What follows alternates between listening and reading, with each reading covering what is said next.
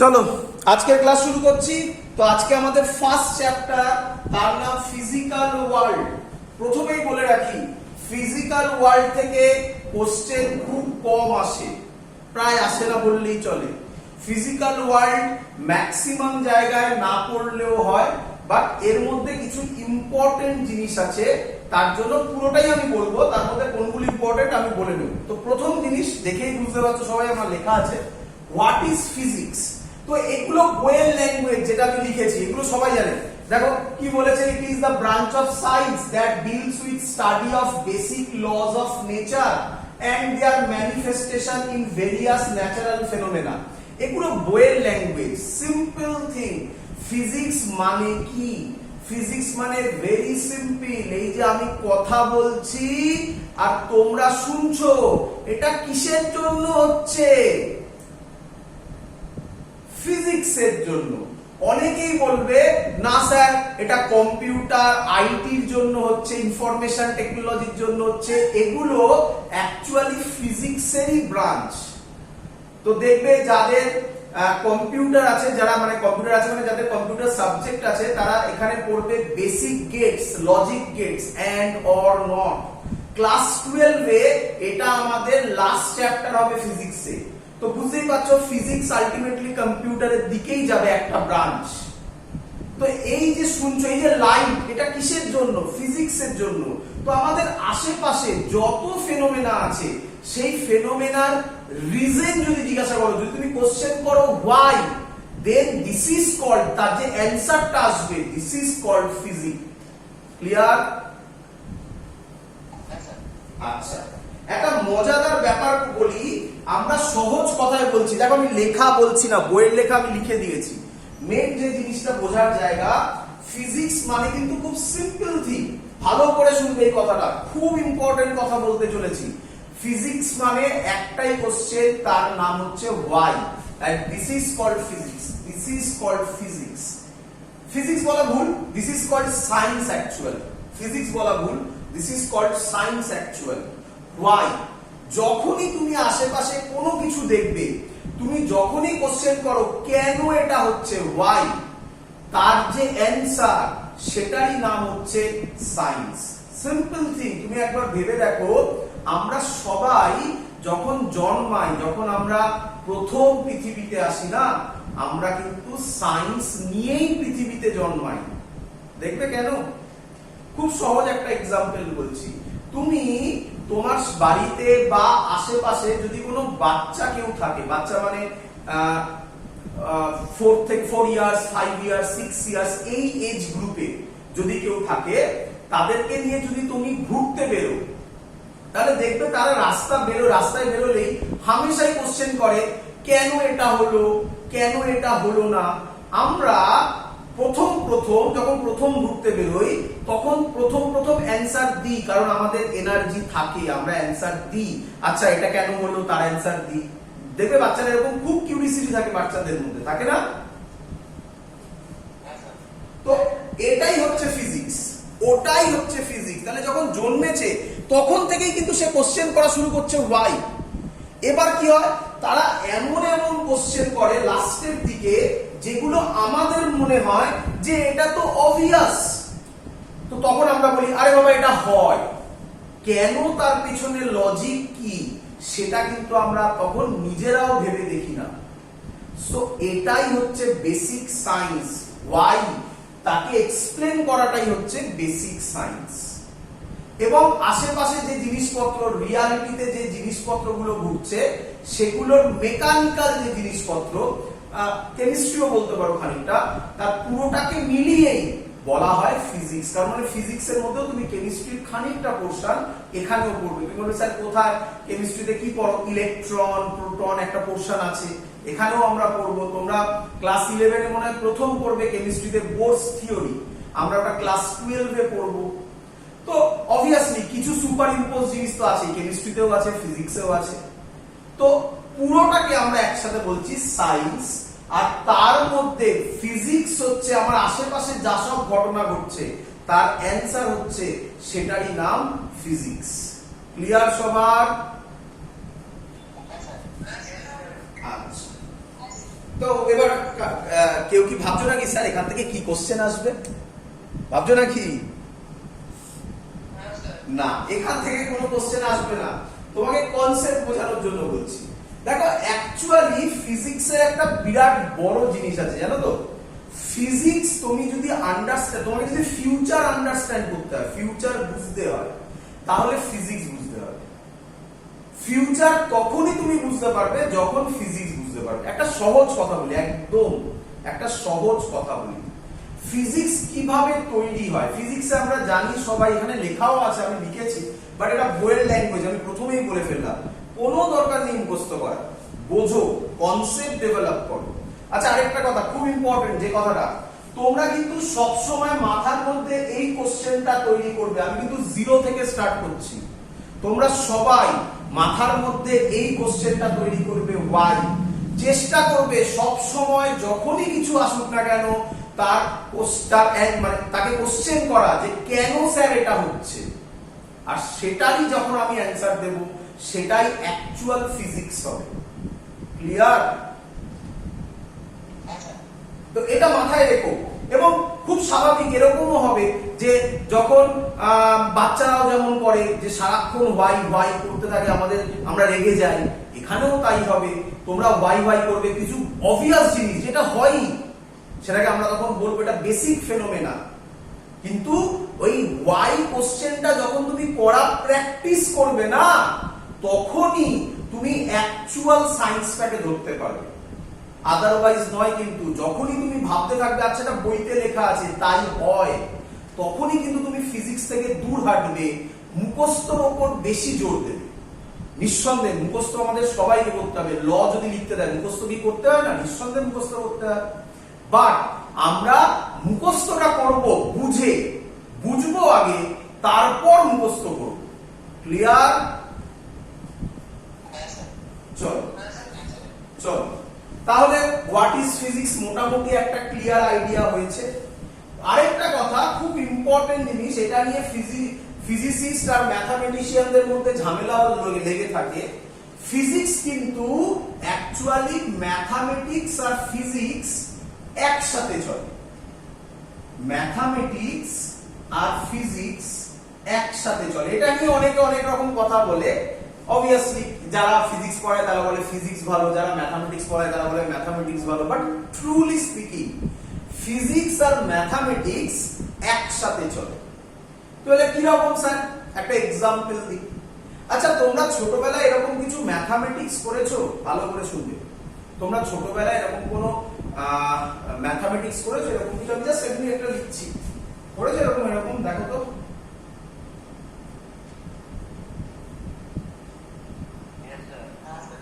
এটাকে তোমরা, আমার যতদূর ধারণা তোমরা এটাকে বলতে মিডিল টার্ম, তাই না? আচ্ছা, তো মিডিল টার্ম করে পরীক্ষায় দিত না, এরকম দিত তো, দিয়ে বলতে না সলভ করো, সলভ ইট। তো কখনো মাথায় এসছে কোশ্চেনটা, ওই একই কোশ্চেন যেটা আমি বলেছিলাম আজকে মেইন কথা, কোশ্চেন করেছো কেন করব? সলভ ইট মানে কি? এক্স এর ভ্যালু বার করবে, তাই তো নাকি? আশা করবো সবাই পারবে মিডল টার্ম করতে। আচ্ছা, তাহলে আমি সেসব ঝামেলায় যাচ্ছি না, সলভের ঝামেলায় যাচ্ছি না। আমার বেসিক কোশ্চেন, কেন স্যার সলভ করব, কেন এক্স এর ভ্যালু বার করব, কি হবে এটা আমার শিখে ডেইলি লাইফে, আমার লাইফে, তোমার লাইফে, আমাদের পেরেন্টসদের লাইফে, আমাদের বন্ধুদের লাইফে, এই এক্স এর ভ্যালু বার করে কি লাভ হবে? কেউ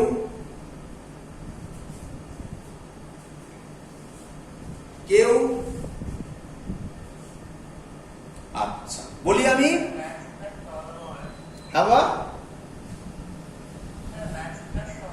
হ্যাঁ ম্যাথ সলভ হবে, মানলাম ম্যাথ সলভ হলো, একদম একদম একদম যা মনে আসছে তাই করবে। হ্যাঁ ম্যাথ সলভ হবে, ম্যাথ সলভ হলে কত নাম্বার থাকতো আমার মনে নেই, কত নাম্বার থাকতো? 2 3 2 2, তাহলে 2 প্লাস পেতে, তাই তো? তাহলে সহজ কথায় স্যার সলভ করব পরীক্ষায় নাম্বার পাওয়ার জন্য।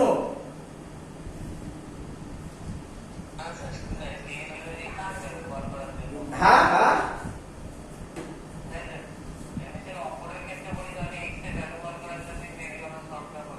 নিঃসন্দেহে একদম কারেক্ট। x এর ভ্যালু বার করে কি হবে, আমার লাভটা কি হবে, এটাই আমার কোশ্চেন। দেখো এবার আমি বলছি তুমি বন্ধুকে বললে, ভালো করে শুনবে, তুমি বন্ধুকে বললে, আমি এক্স্যাক্টলি এই ভ্যালুটা বলছি না, আমি একটা এক্সাম্পল দিচ্ছি। তুমি বন্ধুকে বললে যে জানিস আমি একটা মোবাইল কিনতে যাব।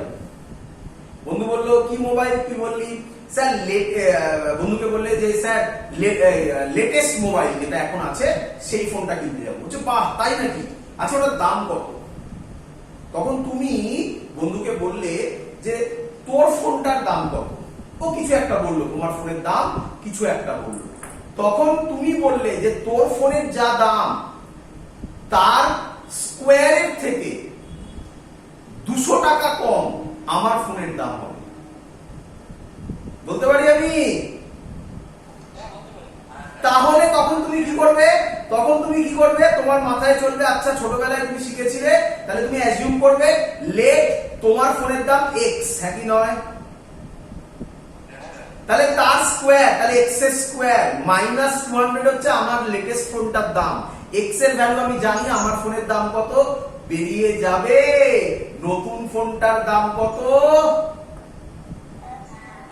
এটাকে মনে করে দেখো, এটাকে ছোটবেলায় তোমরা করতে। সান আর ফাদারের ম্যাথামেটিক্স ছিল না খুব ফেমাস? তাহলে এবার মাথায় এই জিনিসটাকে ভাবো। আচ্ছা তখন এই জিনিসটাকে বলতো অ্যালজেব্রা। আরে এরকম লেখা থাকলে অঙ্ক সলভ করার আগে ম্যাথামেটিক্সে বলতো না অ্যালজেব্রা, একদম। আর সান আর ফাদারের এই টাইপের ম্যাথামেটিক্স গুলোকে বলতো arithmetic. So algebra and arithmetic দুটো কিন্তু ডিফারেন্ট জিনিস নয়। অ্যারিথমেটিকের যে ল্যাঙ্গুয়েজটা লেখা থাকে সেখানে কন্ডিশন বসিয়ে আমরা অ্যালজেব্রাতে আসতে পারি, আর অ্যালজেব্রাতে চলে এলে x এর ভ্যালু সলভ করলে সেই ল্যাঙ্গুয়েজ দেওয়া অঙ্ক মানে অ্যারিথমেটিকের সলিউশন পেয়ে যাই। দেখো ব্রিজ তৈরি হলো আজকে অ্যালজেব্রা আর অ্যারিথমেটিকের মধ্যে।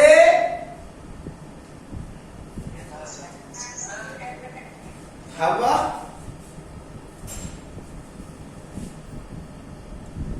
ক্লিয়ার? তো এইভাবে আমাদের এগোতে হবে।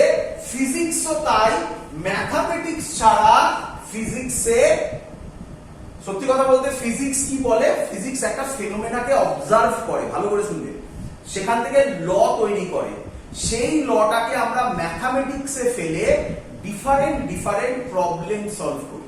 একটা সহজ এক্সাম্পল দিচ্ছি, একদম সহজ এক্সাম্পল। তুমি গাছের তলায় বসে, আপেল গাছের তলায় বসে গল্পের বই পড়ছো, ক্লিয়ার? আচ্ছা হট করে দেখলে একটা আপেল ওপর থেকে নিচে পড়লো, ওপর থেকে আপেলটা নিচে পড়লো। আচ্ছা তাহলে তুমি কি অবজার্ভ করলে? তুমি অবজার্ভ করলে যে কোন বডিকে যদি ওপরে আটকে ও এয়ারে ছেড়ে দেওয়া হয় তাহলে সেই বডিটা কোথায় পড়ে? গ্রাউন্ডে পড়ে। এটা তোমার কি হলো? অবজারভেশন, তাই তো? ভাবো তুমি অনেক আগের কথা বলছো, মানে টাইম মেশিনে করে অনেক পিছিয়ে গেছো, তখন গ্র্যাভিটেশন, নিউটনের গ্র্যাভিটেশন আবিষ্কার হয়নি। তুমি তখন বাড়িতে এসে বললে মা জানো আমি কি দেখলাম? আমি দেখলাম যে কোনো বডিকে তুমি ওপরে ছেড়ে দাও এয়ারে, তাহলে সে কোথায় পড়বে? মাটিতে পড়বে। বলে তুমি একটা নতুন অবজার্ভ করেছো, করে সব জায়গায় মাইকে করে বলতে থাকছো জানো আমি এই দেখেছি যে একটা বডিকে উপরে ছাড়লে সে নিচে পড়বে। ক্লিয়ার? এবার একদিন তুমি দেখলে একটা বেলুন, সেই বেলুনটাকে তুমি ফুলিয়ে যেই ওপরে ছাড়ছো, ওই বেলুনটা ওপরের দিকে উঠছে। তখন তোমার মা তোমাকে কোশ্চেন করলো, কি রে তুই তো দুদিন আগে বলছিলিস যে কোনো বডিকে ওপর থেকে ছাড়লে সে নিচে পড়বে, বেলুন তাহলে ওপরে উঠলো কেন? কনসেপ্ট। না না আমি দেখ, হ্যাঁ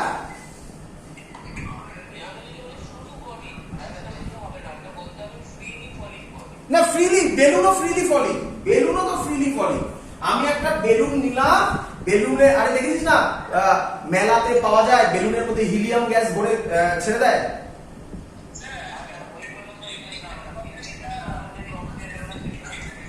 না না না এই দেখ, এবার এবার ভালো করে শোন, তোরা তোরা জানিস বলে সেটার অ্যান্সার দিচ্ছিস, আমি সেই জানাটার ভেতরের কনসেপ্ট বলছি, কিভাবে শিখলি সেটা শেখাচ্ছি। শোন, তাহলে তুই বাড়িতে এসে এবার ভাবতে বসলি যে না তাহলে সবাই নিচে পড়ে না, তাই না? তার মানে কেউ কেউ আবার ওপরেও যায়। এটাকে তোরা পড়েছিস ছোটবেলায় আপথ্রাস্ট হিসাবে, তাই না? বাউইন্সি নাম ছিল, তাই না? এবার দেখ, হ্যাঁ হ্যাঁ যারা যারা লিখছিস, আমি পেছনে আছি এখন দেখতে পাচ্ছি, লিখলে কিন্তু আমি সবসময় অ্যান্সার দিতে পারবো না, আমি ওই সাইডে গেলে আমি লেখা দেখতে পারবো না।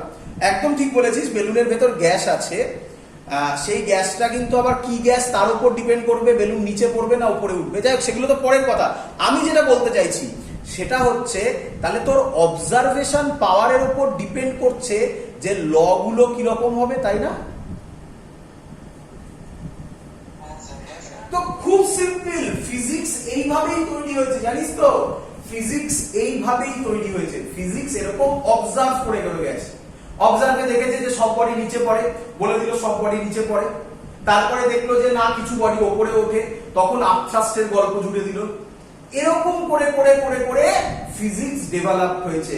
তাই আজকে আমাদের কাছে এত কিছু ল আছে, বাট অনেক কিছু নেই, অনেক কিছু নেই। তোকে যদি আমি কোশ্চেন করি তুই মারা যাওয়ার পর কোথায় যাবি, তুই বলবি স্যার এখনো জানি না।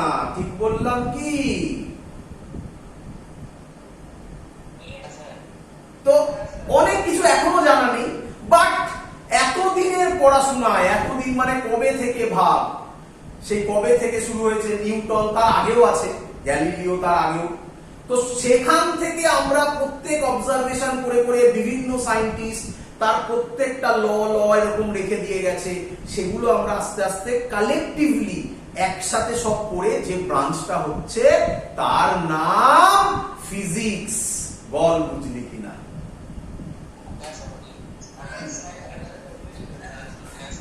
মুখস্থ নয় তো?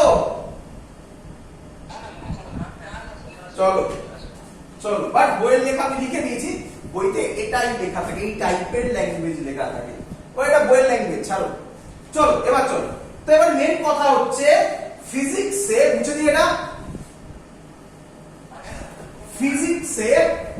ফিজিক্সে বাবা দুটো ফান্ডামেন্টাল প্রিন্সিপাল আছে। কি বলে ফান্ডামেন্টাল প্রিন্সিপাল। এই যে জায়গাটা আমি এখন তোমাকে বলতে চলেছি, এটা একটু ইম্পর্টেন্ট, কোশ্চেন আসবে না। বড় হলে মানে আমি এই যে কনসেপ্টটা বলছি এখন, তোমাদের প্রচুর স্টুডেন্ট আছে, প্রচুর বন্ধু বান্ধবকে জিজ্ঞাসা করবে, তারা ফিজিক্স অনেকটা পড়ে ফেলেছে কিন্তু এটা জানে না। এগুলো কনসেপ্ট ডেভেলপমেন্টের জন্য, পরীক্ষায় অতটা ইম্পর্টেন্ট নয়, বাট একটু ইম্পর্টেন্ট জিনিস। কি বলছে? ফান্ডামেন্টাল প্রিন্সিপাল আছে। কি প্রিন্সিপাল আছে? ভালো করে শুনবে, গল্পই বলবো আজকে মেনলি, তারপর লাস্টের দিকে বেশ কিছু পরীক্ষার পড়া। নাম্বার 1, তার নাম লিখবে ইউনিফিকেশন।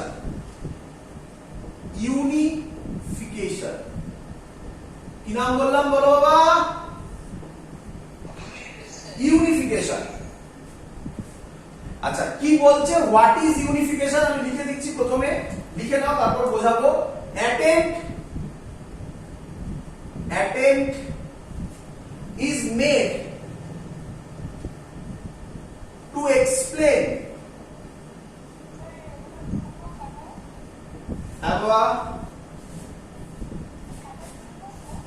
হ্যাঁ খাতায় লিখতে পারো, তোমার চয়েস, এখন লিখতে পারো, ইউটিউব থেকে দেখে লিখতে পারো, তোমার choice. But attempt is made to explain various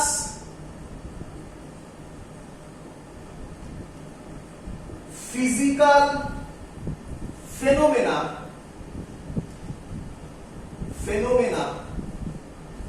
in terms of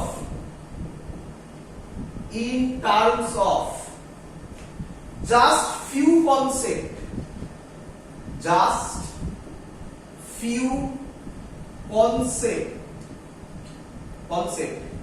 or laws আচ্ছা শোনো এটা বইয়ের লেখা, বইয়ের ল্যাঙ্গুয়েজ লিখলাম আমি তোমাকে বোঝাবো এবং ক্লিয়ার আইডিয়া হবে বাবা, ভালো করে শুনুন। আচ্ছা কি বলতে চাইছে ভালো করে শুনুন। বলছে আমি যেটা একটু বললাম, তাহলে ফিজিক্স মানেটা কি? ফিজিক্স মানে আজকে থেকে না 10 বছর আগে থেকে না 1000 বছর আগে থেকে, আরো বেশি হয়তো হবে। আমরা পড়াশোনাটা কখন থেকে চলছে, তখন থেকে অবজারভেশন হচ্ছে, আর এক একটা করে ল তৈরি হচ্ছে, সেই ল এর এক্সেপশন বের হচ্ছে, ডিফারেন্ট প্রচুর ঘটনা ঘটছে। তোমার কি মনে হয় সেটা একটা জিনিস, সেটা কি খুব ছোট পড়াশোনা হবে না হিউজ পড়াশোনা হবে? হিউজ পড়াশোনা হবে। তাহলে কি সম্ভব? তাহলে কি এত লেন্দি জিনিস একটা মানুষ তার লাইফে করা সম্ভব?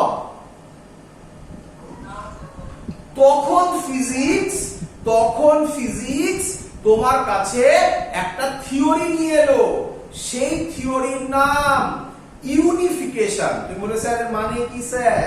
বলছে অনেকগুলো লকে বা অনেকগুলো কনসেপ্টকে একটা কনসেপ্ট দিয়ে বোঝানো।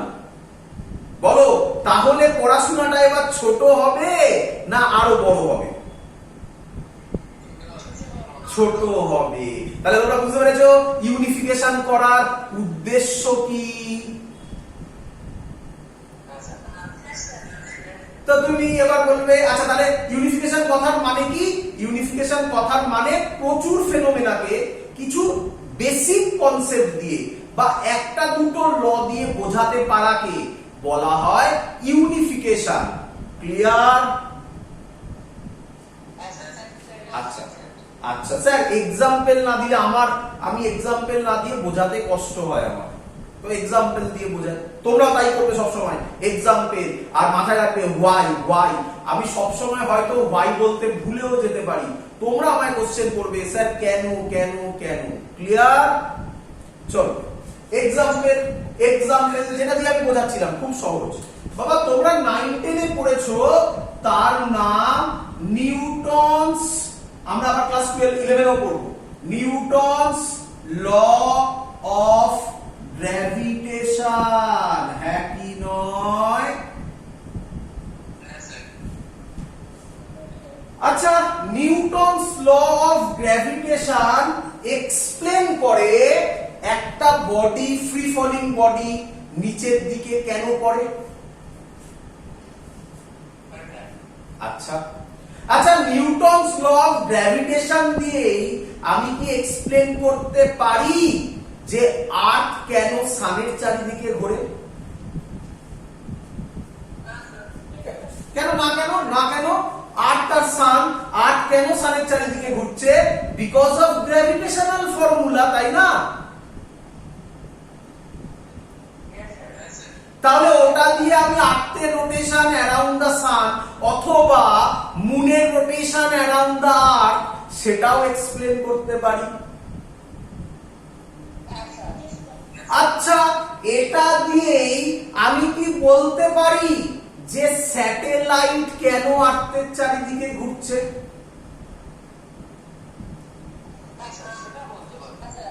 তাহলে ভাবো, আরো অনেক কিছু বলা যায়, আর কত বলবো, মোটামুটি বলেছি। তাহলে ভাবো কতগুলো ফেনোমেনা একটা ল দিয়ে ক্লিয়ার হয়ে গেল। হ্যাঁ কি নয়? এটা ইউনিফিকেশন না?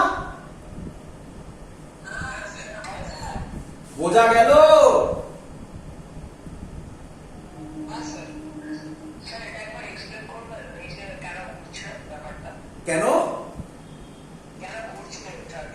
কেন ঘুরছে যখন চ্যাপ্টার পড়াবো তখন বলি, এখন অনেক বড় কথা হয়ে যাবে। অত ভাবতে হবে ওগুলো চ্যাপ্টারে, আমাদের চ্যাপ্টার আছে class 11 Newton's law of gravitation. ছোট চ্যাপ্টার নয়, বড় চ্যাপ্টার, অনেক কিছু বোঝাতে হবে। তখন সবকিছু বলবো, স্যাটেলাইট কত ধরনের হয়, জিপিএস কি, এভরিথিং সবকিছু বলবো। ক্লিয়ার? আচ্ছা, একটা কথা আমার মনে পড়লো বলতে গিয়ে, আমি খানিকক্ষণ আগে বলেছিলাম এই কথাটা, ফিউচার দেখতে গেলে ফিজিক্স পড়তে হবে, বলেছিলাম কি?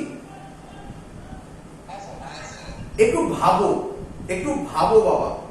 দেখো, তোমরা সব জানো আমি আজকে তোমাদের মাইন্ডসেট অল্প অল্প করে চেঞ্জ করব, ভাবো ভালো করে। আচ্ছা, তোমরা ছোটবেলায় এসব দেখেছো বা ফেয়ারি টেলস পড়েছো? আচ্ছা, তো ফেয়ারি টেলস তোমার কি মনে হয় আজ থেকে কত বছর আগে লেখা?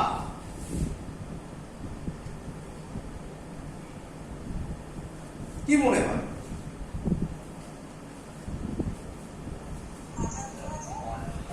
যাই হোক অনেক বছর 100-200 তো শিওর, একই নয়? এবার ভাবো ফেয়ারি টেলসে কি এরকম কোনো গল্প ছিল? কোনো একটা মঙ্ক, সে হিমালয়ে গেছে, এভারেস্টে গেছে, কথা বলছেন, এভারেস্টে গেছে, গিয়ে চোখ বন্ধ করেছে, তোমার বাড়িতে কি হচ্ছে দেখতে পাচ্ছে। ছিল এরকম কিছু?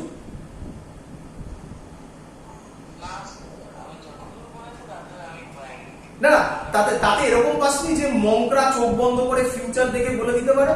ছিল না এরকম? আরে তুই এরকম ভাবছিস কেন যে মঙ্ক তোর বাড়ির কি হচ্ছে সেটাই তোকে ওখানে লেখা থাকবে? আমি তো জেনারেল কথা বলছি। ছিল কি ছিল না? এবার ভাব, আজকের দিনে এটা পসিবল কি ইম্পসিবল? কি ইম্পসিবল? কি করে ইম্পসিবল হয়? তুই এখন তোর বাড়িতে বসে আছিস, তোর বন্ধু আমেরিকাতে থাকে, তুই তো তাকে স্কাইপিতে ফোন করে বললি না, হ্যালো কি রান্না করছিস দেখা? তাহলে ভাব 200-300 বছর আগে যে লোকটা লিখে গেছিল, হয় তার কাছে ওই টেকনোলজিটা ছিল,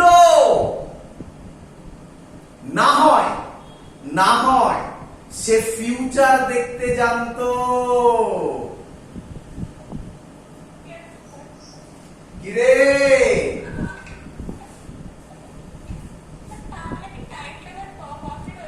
অবভিয়াসলি ফিজিক্সে বলে পসিবল। না, নট অনলি ফেয়ারি টেল যারা লিখেছে তারা ফিজিক্স জানতে, এটা বলে না, এটাকে বলে সায়েন্স ফিকশন। নাম শুনেছিস কিনা জানি না, একজন খুব ফেমাস রাইটার আছে জুলে ভার্ন, নাম শুনেছিস? তো তাতে একটা গল্প লেখা আছে, আমার পড়া বলছি, তোরাও পারলে পড়িস, নাম হচ্ছে 20,000 leagues under the sea. Very good. যদি ওই গল্পটা পড়িস তাহলে তোর মনে হবে যে ও সাবমেরিনে করে, ওটাই লেখা আছে, জলের তলায় গিয়ে কি কি দেখেছে। জলের তলায় আমরা যা যা দেখি আজকালকার দিনে, ডিসকভারিতে দেখি, সবকিছুতে দেখি, তো তোর নর্মাল লাগবে। বাট তুই প্রথমে এবার বইয়ের ফার্স্ট পেজটা পড়, সেখানে লেখা আছে সাবমেরিন আবিষ্কার হওয়ার 150 ইয়ার্স আগে উনি এই গল্পটা লিখে গেছেন, যেটা আজকে 100% কারেক্ট। তার মানে জলের তলায় গিয়ে সে দেখতে পায়নি জিনিসপত্রগুলো, বাট আজকে যেটা 100% কারেক্ট হয়েছে। এগুলোকে বলা হয় সায়েন্স ফিকশন। বোঝাতে পারছি? তো আমরা অনেক কিছু জানি বাবা, কিন্তু আমরা না ভাবি না। আমরা না ছোটবেলা থেকে বাড়ির আশেপাশে বন্ধু বান্ধব সবাই কোশ্চেন করতে, আমাদের কোশ্চেন করলেই লোকেরা বলে ধর বাজে বাজে কোশ্চেন করছে, মাথায় বুদ্ধি নেই, এসব বলে আমাদের কোশ্চেন করার ক্যাপাবিলিটিটাকে নষ্ট করে দিয়েছে। তো আমি আবার বলবো, ওই কোশ্চেন করার ক্যাপাবিলিটিটাকে তোমার মধ্যে তৈরি করতে হবে। মাথায় রাখবে, তুমি 100 খানা কোশ্চেন করবে, তার মধ্যে 90 খানা কোশ্চেনের জন্য তোমাকে লোকে পাগল বলবে, বাট 10টা কোশ্চেন যে লেভেলে যাবে সেটা তোমাকে কোথা থেকে কোথায় নিয়ে যাবে তুমিও ভাবতে পারছো না। ক্লিয়ার?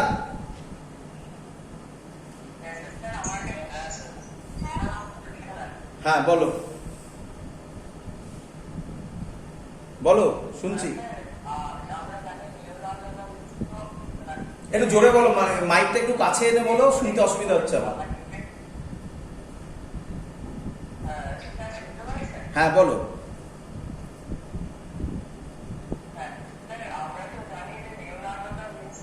হ্যাঁ একদম একদম, ওটাকে আমরা দেখো এইভাবে এই কোশ্চেনের অ্যান্সার এভাবে দেওয়া যায় না।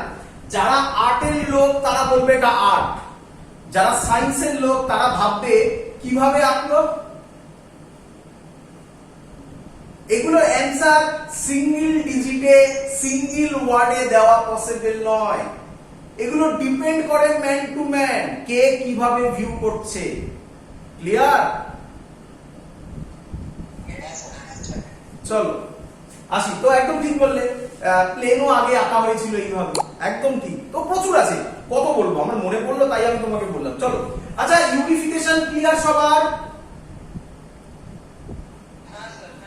চলো চলো নেক্সট নাম্বার 2 ফেনোমেনাটা হচ্ছে নাম্বার 2 ফেনোমেনা রিডাকশনিজম। এটা সহজ, রিডাকশনিজম মানে কি স্যার? রিডাকশনিজম মানে কি? সহজে বুঝে নাও। আচ্ছা ভালো, নাম শুনে বোঝা উচিত খানিকটা, দেখো বোঝো ভালো করে। আচ্ছা তোমাকে আমি বললাম, ভালো করে শুনবে, তোমাকে আমি বললাম যে একটা গাড়ি, সবাই দেখে 4 চাকা গাড়ি ভাবো, 4 চাকা গাড়ি কিভাবে তৈরি হয়। তাহলে তুমি গিয়ে কি দেখলে? আমি অত খুব দেখতে যাচ্ছি না, ওপর দিয়ে বলছি। তুমি গিয়ে দেখলে গাড়িটার বডি আলাদা করে তৈরি হচ্ছে কোথাও, গাড়িগুলোর টায়ার বা হুইল আলাদা করে তৈরি হচ্ছে কোথাও, গাড়িগুলোর ইঞ্জিন আলাদা করে তৈরি হচ্ছে কোথাও, তারপর সেগুলোকে জয়েন করলে পুরো গাড়িটা তৈরি হয়ে যাচ্ছে। ঠিক বললাম? তাহলে আমরা এইভাবে ভাবতে পারি, একটা গাড়িকে টোটাল গাড়ি না ভেবে তাকে ছোট ছোট কতগুলো পার্টসে ভাবতে পারি। সেই পার্টস গুলো সম্পর্কে যদি আমরা জেনে যাই, তারপর সেটাকে কিভাবে অ্যাড করতে হয় শিখে গেলে আমরা গাড়ি তৈরি করা শিখে যাব। একে বলা হয় রিডাকশনিজম। রিডাকশন নাম শুনে বুঝতে পারছো, রিডাকশনিজম। তাহলে কোনো বড় জিনিসকে কিভাবে করতে হয়, তার ছোট ছোট পার্টসকে আলাদা করে